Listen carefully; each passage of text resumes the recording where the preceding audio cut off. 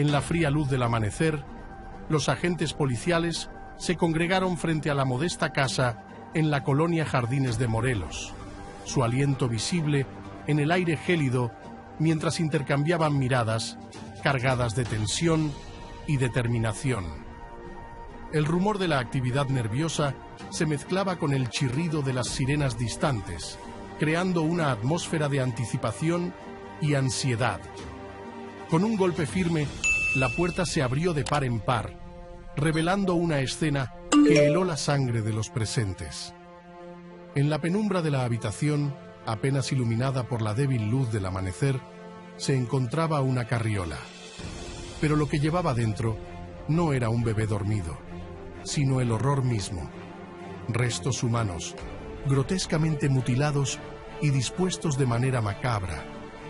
Los agentes retrocedieron instintivamente, horrorizados por lo que veían. ¿Cómo podía existir tanta depravación en el mundo? Mientras aseguraban la escena del crimen, los detalles comenzaron a emerger lentamente, como sombras en la oscuridad, revelando la verdadera magnitud del horror que se ocultaba tras esas paredes.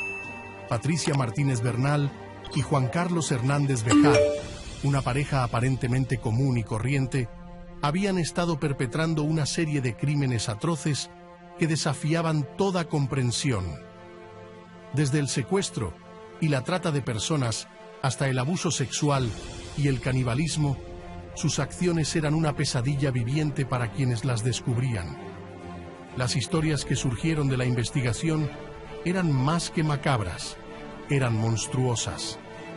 Patricia y Juan Carlos habían engañado a sus víctimas con ofertas de trabajo y amistad, atrayéndolas hacia su casa con promesas de un futuro mejor. Pero lo que encontraban dentro era una pesadilla de la que no podían escapar. Los detalles de los crímenes eran demasiado espantosos para contemplarlos. Desde el abuso sexual hasta el asesinato y el descuartizamiento, cada acto era más horrendo que el anterior. Las confesiones de los perpetradores, aunque difíciles de escuchar, proporcionaban una ventana a la mente retorcida y perturbada detrás de estos actos de barbarie.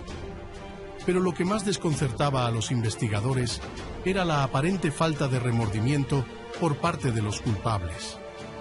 Patricia y Juan Carlos hablaban de sus crímenes con una frialdad que helaba el alma, como si estuvieran completamente desconectados de la humanidad. Sus motivaciones, sus rituales macabros, todo contribuía a una imagen de depravación absoluta. El juicio que siguió fue un espectáculo de horror y fascinación. Los expertos psicólogos y criminólogos intentaban entender lo incomprensible, buscando respuestas en las profundidades de la psique humana. Las condenas fueron severas, pero adecuadas para aquellos que habían sembrado tanto dolor y sufrimiento. Y así, los monstruos de Ecatepec fueron llevados ante la justicia, condenados a pasar el resto de sus días tras las rejas. Pero el horror que habían desatado, el trauma que habían causado, continuaría resonando mucho después de que se hubieran desvanecido en la oscuridad de la cárcel. Su legado sería uno de horror y desesperación, una advertencia sombría de los peligros que acechan en los rincones más oscuros de la humanidad.